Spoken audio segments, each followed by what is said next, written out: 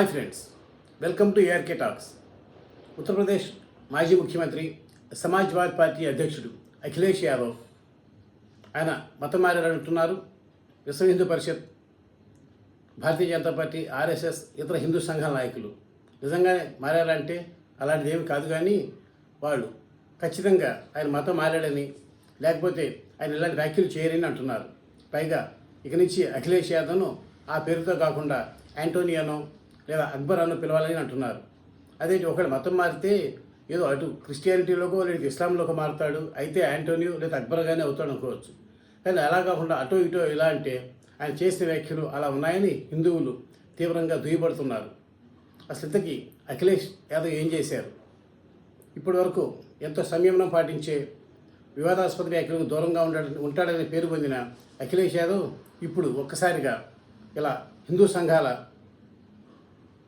ఆగ్రహానికి, వారి నిరసనకు కారకుడయ్యాడంటే నమ్మలేవు. కానీ జరిగింది. ఎందుకంటే ఇప్పటికే హిందూ పక్షపాతిగా పేరు పొందిన ఉత్తరప్రదేశ్ ముఖ్యమంత్రి యోగి ఆదిత్యనాథ్ ప్రభుత్వం ఇటీవల దీపావళి పురస్కరించుకుని శ్రీరామ జన్మభూమి అయిన అయోధ్యలో పవిత్ర సరయూ నది ఒడ్డిన గిన్నీస్ రికార్డు నెలకొల్పేలా దీపావళి పండుగ నిర్వహించింది. ఆ సందర్భంగా ఏకంగా 26,17,215 దీపాలను సరయూ నది పక్కన ఉన్న అటు ఇటు 56 ఘాట్లలో కొన్ని వేలాది మంది భక్తులు, విద్యార్థులు, హిందూ సంఘాల వారు ఇలా వెలిగించి గిన్నీస్ రికార్డు నెలకొల్పారు. ఇంతవరకు ప్రపంచంలో ఎక్కడ ఇలా ఏకకాలంలో ఇన్ని లక్షల దీపాలు వెలిగించలేదు. కరెక్ట్గా ఈ ఫీటే, ఈ అద్భుత దృశ్యమే బహుశా అఖిలేష్ యాదవ్ను ఎంతో కలతపరిచినట్టుంది. ఎందుకంటే ఇప్పటికే ఇందాక చెప్పుకున్నట్టే హిందూ పక్షపాతిగా హిందూ వ్యతిరేక చర్యలను ఉక్కుపాదంతో అడిచివేస్తాడనే పేరున యోగి ఆదిత్యనాథ్ ప్రభుత్వం ఇలాంటి మరో చర్య ద్వారా ఇంకా మరింతగా హిందువుల మనసులను చూరుకుంటుందని, అది త్వరలో జరగబోయే ఉత్తరప్రదేశ్ ఎన్నికల్లో, ఇతర ఎన్నికల్లో తన పార్టీకి ప్రతిబంధకం కావచ్చుననే దుగ్ధే అఖిలేష్ యాదవ్తో దాని కార్యక్రమానికి పరోక్షంగా వ్యతిరేకంగా మాట్లాడేలా చేసింది. ఇంతకీ అఖిలేష్ ఏమన్నారంటే, ఇలా దీపాలు, కొవ్వొత్తులు వీటితో దీపావళి పండుగ చేసుకుంటే డబ్బులు వృధా అవుతాయట. వాటికి బదులు ఇలా దీపాలు పండుగపై, దీపాల పండుగ పేరుందిన దీపావళికి దీపాలు వెలిగించడం తగదని, దానిపై డబ్బులు వృధా అవుతాయని చెప్పే అఖిలేష్ గొప్ప సూచన కూడా చేశారు. ఆ సందర్భంగా ఆయన తను హిందూ మత విశ్వాసాన్ని, హిందూ మతస్థుల నమ్మకాన్ని, విశ్వాసాన్ని దెబ్బతీస్తున్నారనే కఠోర నిజాన్ని గుర్తించలేకపోయారు. అసూయ, యోగి ఆదిత్యనాథ్పై అసూయ, దుగ్ధం, ఆయన హిందువులకు మరింతగా చేరువవుతున్నాడన్న ఆక్రోశమే కానీ అఖిలేష్ యాదవ్ను దీపావళి పండుగతో క్రిస్మస్ పండుగను, పరమతమైన క్రిస్టియానిటీకి చెందిన క్రిస్మస్ పండుగను పోల్చేలా చేసింది. ఆయన ఏమన్నారంటే, దీపావళి నాడు ఇట్లా మనం అందరం ఇట్లా దీపాలు ఎన్ని పెట్టడం వల్ల బోల్డంత ప్రజాధనం వృధా అవుతుందట. అందువల్ల మనం క్రిస్టియన్స్ ఎవరు కూడా క్రిస్మస్ నాడు ఇలా కొవ్వొత్తులు దీపాలు వెలిగించకుండా చక్కగా ఇళ్ళ బయట విద్యుత్ దీపాలతో అలంకరణ చేసుకుంటారు. కాబట్టి మనం కూడా అలాగే చేస్తే పర్యావరణాన్ని కాపాడినట్లు అవుతామట, బోలెడంత ప్రజాధనం వృధా కాకుండా చూడగలుగుతామట.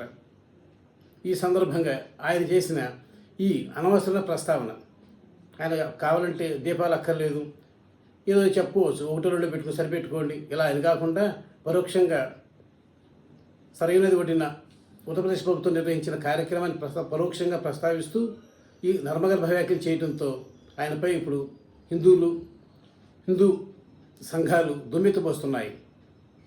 నీకేమైనా ఉంటే డైరెక్ట్గా చెప్పచ్చు, కానీ ఇలా పరమతంతో పోల్చి ఎవరి మతం వారిది, ఎవరి విశ్వాసాలు వారివి, ఆ మత పండుగల సందర్భంగా ఎవరు ఆచరించిన వ్యవహారాలు, పాటించే సంప్రదాయాలు కొన్ని ఉంటాయి. అంతేగాని వాళ్ళు కొవ్వు తిరిగిస్తారు కదా, మీరు అది తిరిగించండి, వాళ్ళు ఇంకేదో చేస్తారు కదా, మీరు అది చేయండి, ఇది చేయొద్దు అంటాం ఏమాత్రం తగదని.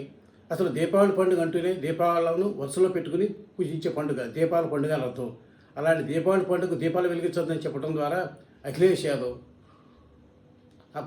బోలెడంతా అపకీర్తిని మూటగట్టుకున్నారు. ఇట్లా హిందూ సంఘాల తీవ్ర ఆగ్రహానికి గురవుతున్నారు. అందుకే అంటారు, మన నోరు మంచిదైతే ఊరు మంచిది అవుతుంది అని. అసూయతోనో, దుగ్ధతోనో, ఎవరో ఏదో చేస్తున్నారన్న ఆక్రోశంతోనో, దానిని విచక్షణారహితంగానో లేదా అతి సెన్సిటివ్ అయిన మతపరమైన పోలికలు తెచ్చి ఒక మతాన్ని, తాను ఉంటున్న మతాన్ని కించపరిచి పరమతాన్ని, అది ఉత్తరప్రదేశ్ వంటి మత భావాలు ప్రబలంగా ఉన్న రాష్ట్రంలో మాజీ ముఖ్యమంత్రిగా ఉన్న వ్యక్తి, ఒక ప్రధాన పార్టీకి అధ్యక్షుడిగా ఉన్న వ్యక్తి ఇలా దీపావళి పండుగను తక్కువ చేసినట్టుగా మాట్లాడటం ఏమిటని హిందూ సంఘాలు దుయ్యబడుతున్నాయి. దీన్ని బట్టి ఇక నుంచి అఖిలేష్ యాదవ్ను హిందువు కాకుండా యాంటోనియానో అక్బర్ అనో పిలవాలని సూచిస్తున్నాయి, వ్యంగ్యంగా వ్యాఖ్యానిస్తున్నాయి.